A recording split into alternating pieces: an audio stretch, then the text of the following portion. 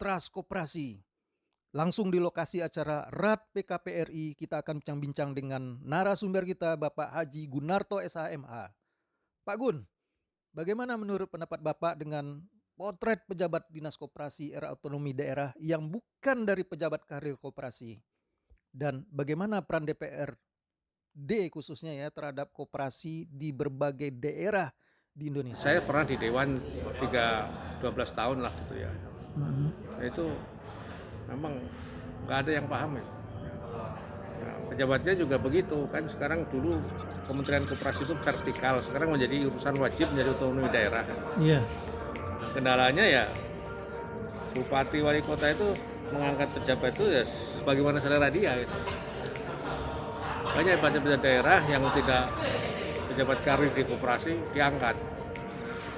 Dan itu di beberapa daerah dinas koperasi itu termasuk dinas yang kurang dilirik gitu.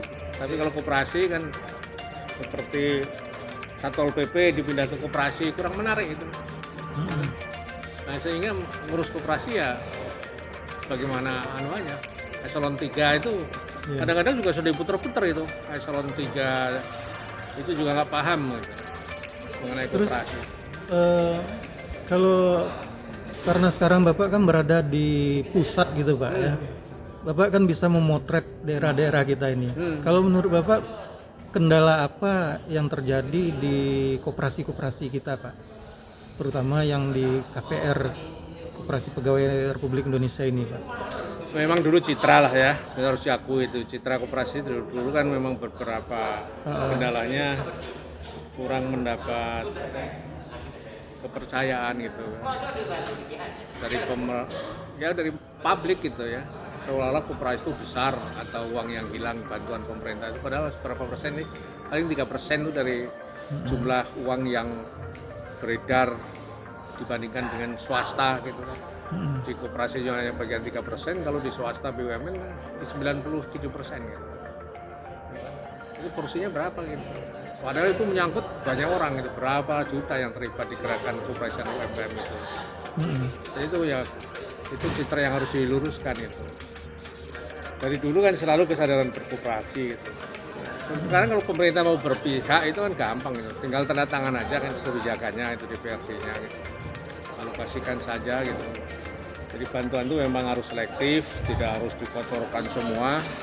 Ini Undang-Undang Cipta Kerja yang memberikan kesempatan 9 orang bisa membentuk koperasi. Ini saya juga khawatir nanti kalau bantuan pemerintah dikocorkan, akhirnya orang berduyun-duyun membuat koperasi dengan tujuan untuk mendapatkan bantuan dari pemerintah yang akhirnya ya pernah terjadi zamannya Pak Adi Sassono, banyak yang macet kan.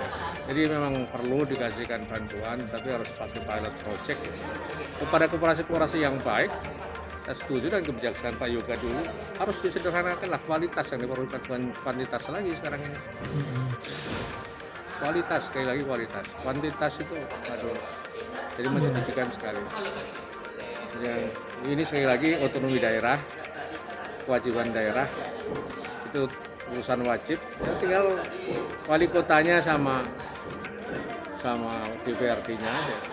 Tapi sekarang sudah mulai pada dilirik karena kan UMKM itu jumlahnya sangat banyak, koperasinya juga sangat banyak. Sebenarnya kalau wali kota atau calon anggota legislatif mau menggarap UMKM, potensinya sangat besar kemudian jadi. Jadi itu saya kira ya memang bantuan kepada koperasi PDB-nya di tingkat nasional baru 3-4%. Nah, kemudian ya perlu didorong dengan kebijakan gitu. Sekarang kalau secara nasionalnya Pak, KPR atau PKPRI ini dari 34 KPRI yang ada di seluruh Indonesia, tingkat kemampuan atau rata-rata mereka itu seperti apa gitu? Ya sekarang ini memang ya saya ke beberapa kalau di Jawa itu rumah sudah settle lah apa itu. Di luar betul Jawa, Sumatera Barat seperti NTB, NTT, kemudian Sulawesi, Kalimantan Tengah, Kalimantan Selatan bagus. Memang ada beberapa kita yang belum ngerate Jumlahnya nggak terlalu banyak lah, 4 gitu. Biasa, tapi kita bina, tidak kita bubarkan atau kita kasih sanksi. Karena kalau Penyebab belum LRT itu gimana Pak? penyebabnya ya banyak lah gitu. Antaranya ya kendala sekarang ini kan pegawai negeri, Iya. keberpihakan pemerintah daerah tadi itu gaji kan sekarang melalui non tunai, melalui rekening, tidak bisa dipotong langsung oleh koperasi. Ya, jadi itu kebijakan pembayaran gaji non tunai itu melalui rekening bank itu kan koperasi dan sudah banyak pegawainya itu hutang kepada bank-bank daerah sehingga pemotongan koperasi itu di nomor 2 kan. Itu kendalanya, salah satu kendalanya. NPL-nya gimana Pak? NPL, Iya. NPL memang ada tapi nggak seberapa. Itu kan cuma waktu aja itu, kalau koperasi kan nanti akhirnya juga bayar gitu. Iya.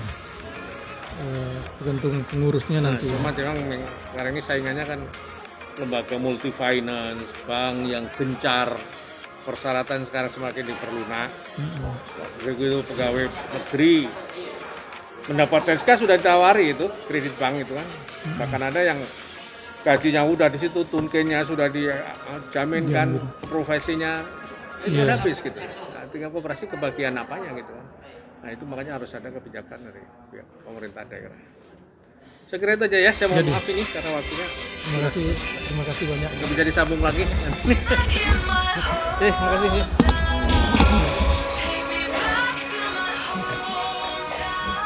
Pun.